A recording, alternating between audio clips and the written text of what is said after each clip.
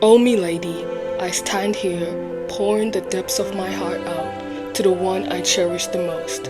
You. You are as radiant as the heavens above, as bright as the stars that light our way, and as comforting as the moon that watches over us. What would I ever do without you? I present to you this letter, its contents, a testament to my deepest feelings for you.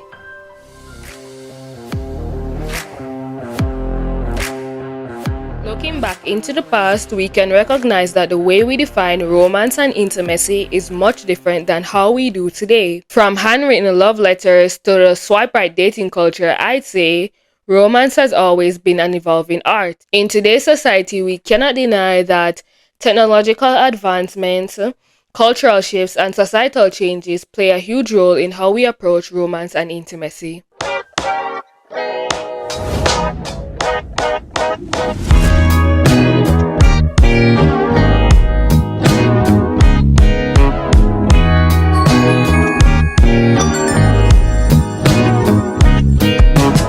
Hi, my name is Spans, the 19th letter of the alphabet, and let's get into today's video. Have you found the love of your life yet, or are you in school and work and grades are burdening your very existence?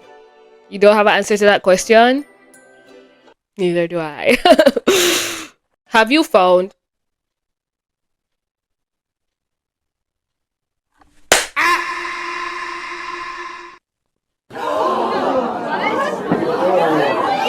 Whoa! You can't tell me I'm not Spider-Man. Come on, like you can't tell me I'm not Spider-Man. I can't see from here, right? I can't even see my own face. Okay, focus. I know a lot of people that watch my videos are starting school, whether that be the first or second year of college or the last few years of high school. I'm starting college next week, and if you see me on campus,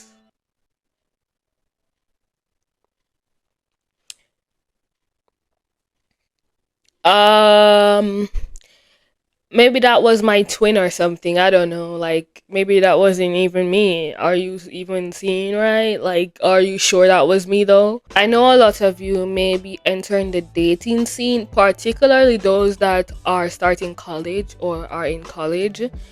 And it can be a little bit unsettling. Can be a little bit unsettling, seeing as the dating pool changes a lot in modern society and it's a bit more flexible, or I should say a lot more flexible. So then comes topics such as who should text first and who should pay on the first date, stemming from gender roles in relationships. You know, with each video comes a brand new setup. I mean, I just keep upgrading each video. I mean, new mic, new tripod, new everything. Like next video you're gonna see me with a whole camera crew and really get into the video. How was y'all summer? What did you do? Did you go out? Did you travel overseas? What did you do? Or did you just stay inside and watch movies and TV shows? I want to know. Comment down below. How is y'all summer? And are you ready to get back into school and work? Because like summer's over now, so yes, it's unfortunately that time of year again. We're gonna have to like get back to school. So how was y'all summer? Tell me, let me know.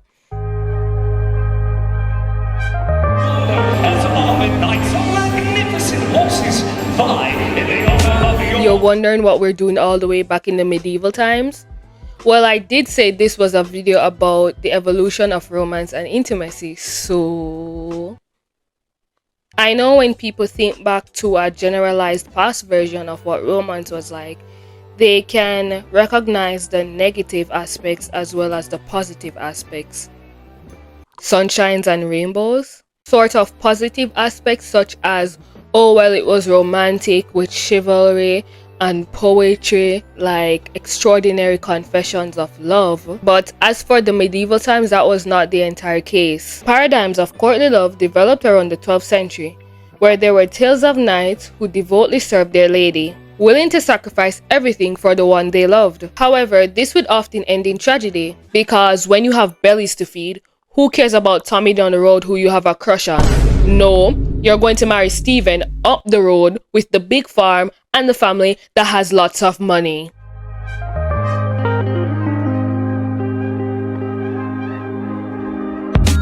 And then the Renaissance period, the period of love. Editing spans here. This is the first time editing spans has a face. Well, no, the period of love, aka the romantic period, was during the 18th and 19th centuries. So that's wrong. I don't know what I was talking about during that part, but yeah, the romantic period, aka the period of love, is during the 18th and 19th centuries. It's so awkward filming in public. Bye. When we look at medieval times, which could essentially be summarized as a period of viewing marriage as a means of procreation, business, and survival, rather than an expression of romantic love, the Renaissance was a bit different yet similar. Love was seen as one of the strongest forms of human expression. However, marriage was still pragmatic. It was built on things such as the family's and societal expectation, rather than the desire of the two individuals. Arranged marriages were still the norm amongst people of similar social, political, and economic standing. So, you still had to marry Stephen. Husbands tend to be older than their wives by a decade or more, and once they were married, a dowry was discussed. Now, I don't know if I'm pronouncing that word right. I don't know if I'm pronouncing that word right. Listen. Dowry. Dowry. Dowry. Dowry. Dowry. But like, really think about it. Can you imagine that in today's society? Canst thou fathom it, good sir? Mary's father doth demands a dowry of 1,000 crowns for her hand. And lo, I barely know the maiden. By my troth, I do swear these folks seek to drain me of all my wealth, when I should be reveling in the summer's merriment as a gallant youth. How am I supposed to journey to Cambridge with my lads, nigh destitute? Bop. Dowry. Still don't know if I'm pronouncing that word right. Do you know what a dowry is? I learned it when I was in high school and I was reading The Taming of the Shrew. Man, I remember literature books. Majority of my friend them and my classmate them never used to read the book them and go in an exam same way. Oh, that work.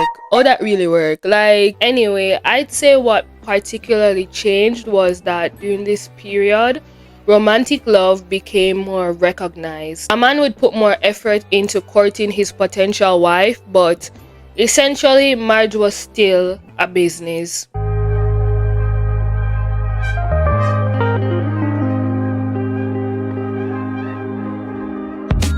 From the Age of Enlightenment came the emphasis on the importance of spontaneity, individualism, intuition, and emotion during the 19th century. Romantics believed that reason alone could not capture the full essence of human existence. So, forget the farm and forget the money, and especially forget what people think about you and your man. Suddenly, Tommy down the road look well nice to put a ring by your finger. Literally every piece of material gift was given between partners as a gesture of romantic love. And now, during this period, marriages were made to be matches of personal fulfillment as well as economic and political status. The rise of feminism has played a major role in how gender roles in relationships have shifted and blurred the lines between what is considered a more traditional and modern definition of relationships. Now there was more equality amongst both sexes. This was also where a major rise of romance in film began, and film companies started selling the notions of true love and happily ever after, even though romantic relationships in real life were not as sunshine and rainbows. Jack! Jack! Jack! Jack! Jack! I'll never let go. I promise.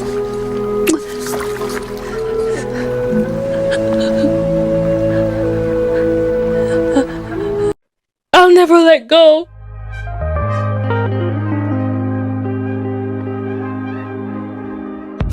And now our romantic gestures and intimacy look like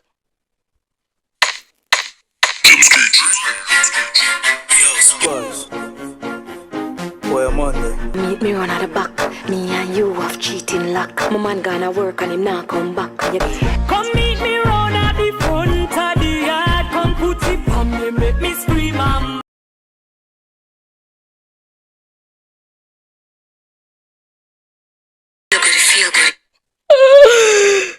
anyways, everybody texts it. Now nobody writes love letters anymore. We text and write paragraphs talking about some I'm sorry I cheated on you, babe. I never meant to do it. It's just that when I was in the 3rd grade, my crush looked at another guy and it's just messed me up ever since. But I understand if you want to leave me. Everybody always does. Now, in modern society, we have things such as online dating, social media, and the internet in general.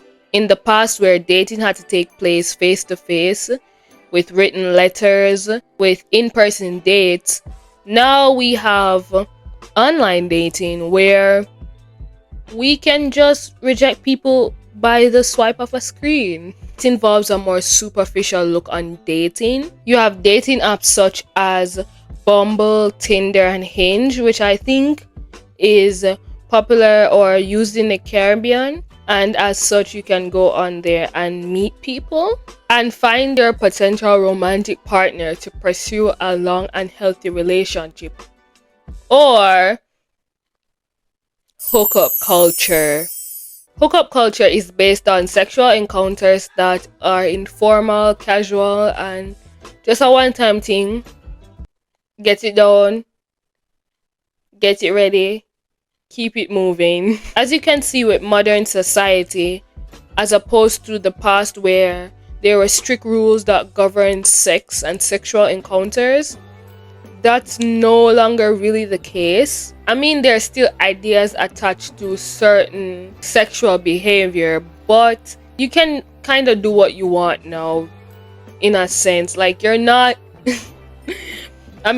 you wouldn't be beheaded if you didn't listen or follow the rules.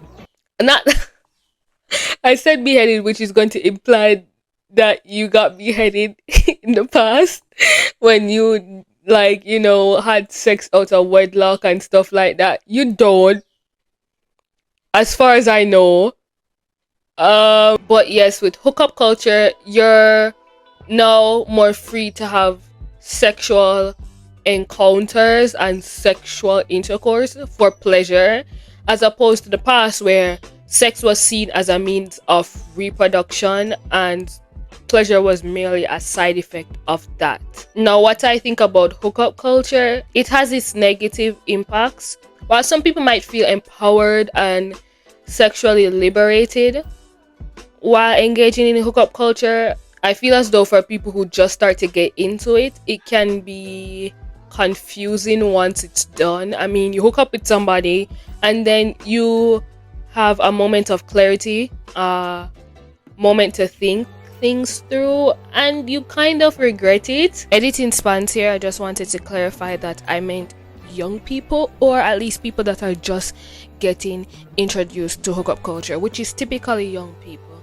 And what I meant to say, my point is that it can be damaging for people that are just learning how to sexually explore themselves, and therefore when hookup culture is your first introduction to that, it can distort or damage your sense of romantic attraction and romance and intimacy in general. And for people who don't necessarily want hookup culture for themselves, they might end up falling down that line, and it can be extremely damaging for their sense of romance and intimacy, as I said before.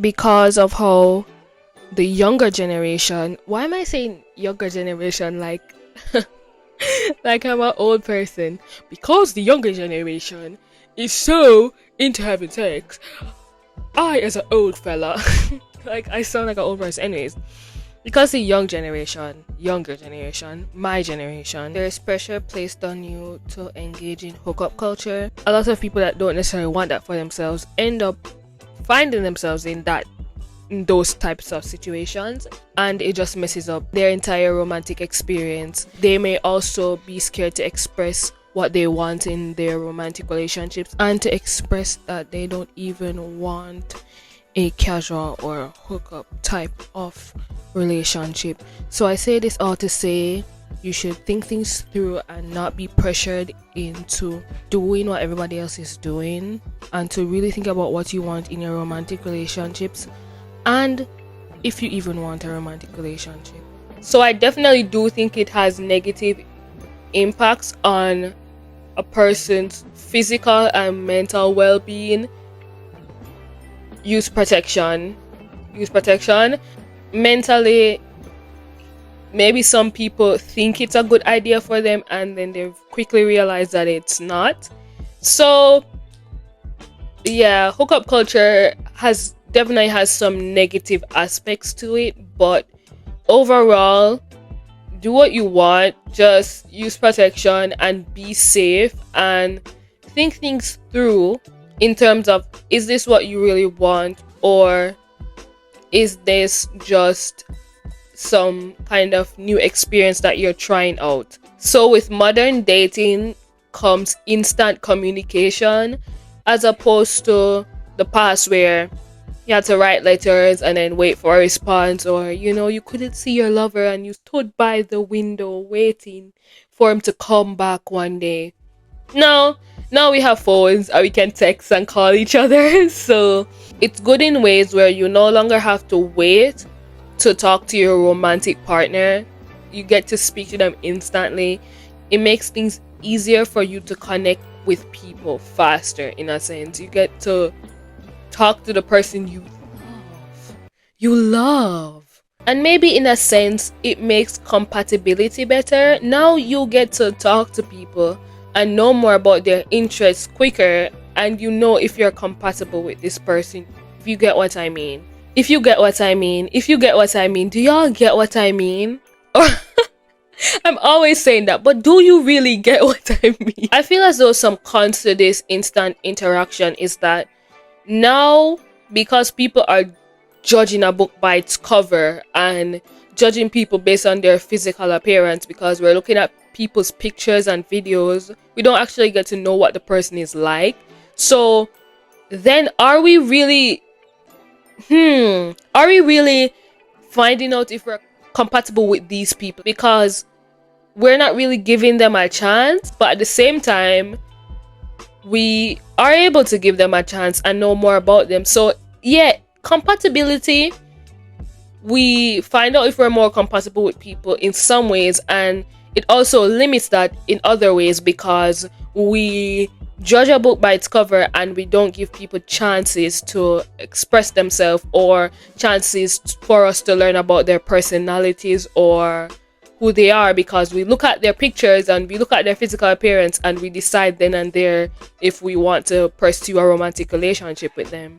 I think social media does greatly impact how we view romance and intimacy, because the curated image. This is how romantic relationships exist on social media. The way how people present their relationship on social media is not necessarily what it's like in real life. And I feel as though a lot of people don't realize that just because a couple seems miserable online doesn't mean that they're miserable in real life, and just because a couple seems happy online doesn't mean that they're happy in real life. And when we try to tailor our romantic relationships and experiences to these romantic relationships that we see online, then we may end up disappointed in the reality, because we're thinking, okay, well, they communicate a lot and they have such a perfect looking relationship. Why can't my love life be like that? Because it's not necessarily real. It may all be a lie. Woo.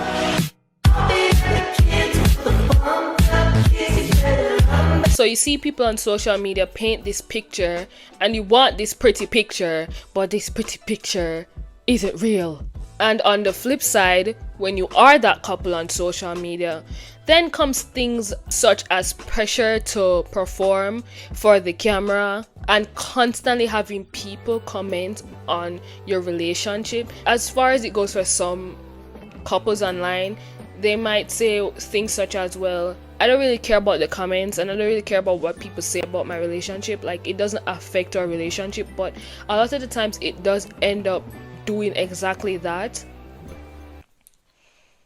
I'm tired, that's why me just attack. Because sometimes the negative comments will get to you and that might end up damaging a relationship. And if we look even further, we have things such as validation through likes and shares and popularity. So as a couple, when you start to get those likes and those comments and those shares and you start to gain popularity and recognition, you're going to want to keep that up and put on this facade that is going to pressure you into continuing to perform. And when you don't perform well, then you're going to feel down and have a negative feeling because your relationship no longer feels like something personal to you and something more of a social media performance. So gender roles in modern dating are much more different, obviously. I'd say it's on, I wouldn't say it's completely equal, but it's definitely on a more equal basis. Men were expected to take a more domineering role where they're expected to initiate dates and conversations, and the first text should be from the guy and the first date should be paid by the guy, and etc, etc. Now, what I think, what do you think? Form your own opinion. And what I think is that you should do whatever works best for your relationship and your romantic encounters, because I think that's really personal. Despite the multitude of discourse online about it, about 50-50 and who should pay on the first date and who should text first, I think that is inherently personal. If you see a slight change in the camera quality, it's because I switch cameras. Okay, as I was saying, I know it may seem like I'm on the fence and I'm not picking any sides, but I literally think it's personal. Do you want to go 50-50? Do you not want to go 50-50? It's literally up to you and what you want to do in your romantic relationship. So I don't know what to say. Like, I don't think anything because, well, it's really up to you and what you want to do. We're in a society where you are now more free to do and be who you want to be. So therefore, I think you should literally do and find people that want to do what you want to do in your romantic relationship. So yeah, pop culture. Now we have what we talked about previously: social media and reality TV. We have stereotypes of gender roles. We have the influence of music. We have so much things in pop culture that influences romantic relationships and intimacy. You have artists such as Taylor Swift and Olivia Rodrigo who sing about heartbreak heavily, and let me tell you, Driver's License is a banger, okay? I don't care what nobody says. But then comes the conversation of, is this glorifying toxic love and unhealthy dynamics in romantic relationships? I think as it pertains to these two particular artists, I don't think it's promoting toxic love, but rather creating music that people can relate to. Now, if we're talking about artists that make songs that are similar to the songs that these two artists make, or are about topics that are similar to topics that these artists sing about, then the discussion can shift into, is this promoting toxic love and unhealthy dynamics in romantic relationships? Does music contribute to that? Who watched Love Island? Well, technically I didn't watch Love Island. I did watch it through TikTok.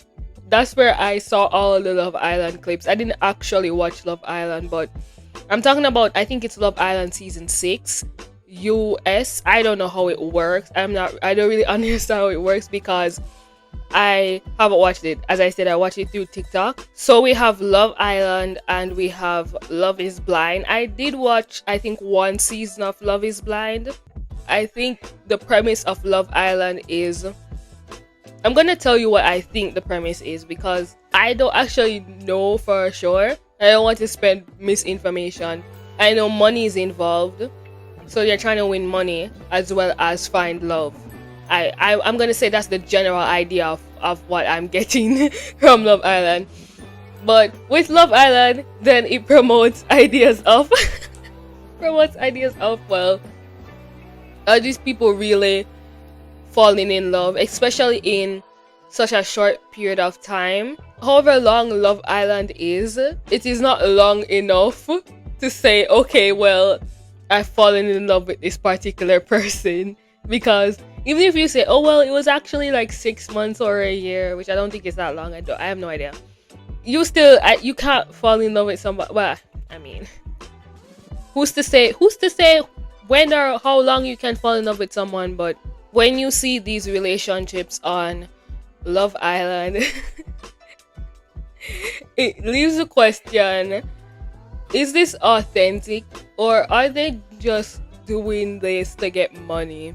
You know, it certainly is entertaining. I will say that I was thoroughly entertained with the new season of Love Island. I don't know if it's season 6. I think it is. And the contestants were definitely very likable. Please tell me, who is your favorite couple or person from Love Island's recent season? I'd say mine was Janae. But the point is, it leaves the question of, are these relationships authentic or are they just doing it for money? I mean, I do think some of them just do it for money, and I do think some of them do find love. Especially that couple from Love is Blind that got married. I don't remember their names, but that couple, and they're still married to this day. So I think it's possible you could find love on it. But how does it influence modern dating? Well, I'd say it's just there as a form of entertainment, and well, maybe it will influence other people to want to go on these shows for their own personal motives. Overall, I think it makes people question the authenticity, and obviously, can you really fall in love in such a short time? Who knows, maybe. Well, it has happened, so it's possible. Now, what do I think romance and intimacy will look like in the future? I mean, I'm not there yet, so I really couldn't tell you. I think the future of romance and intimacy is, well, the future, and we should wait until we get there. Is romance dead? The evolution of romance and intimacy. I put evolution in the title because I think it is just that. I don't think romance is dying, and I don't think romance is dead. I think romance is evolving. I think the way we feel about each other, our feelings towards one another, is the same. Love is never something that is dead or is dying out. Throughout human history, we have loved each other no matter the way we choose to express it. That can never truly die. Yes, social norms have changed. Yes, we have technological advancements. And yes, we have cultural shifts. But at our core, our feelings, our love towards one another still exists. What has changed is the way we choose to express it. Inherently, a part of the human experience is to love, and we will love in whatever way we know how.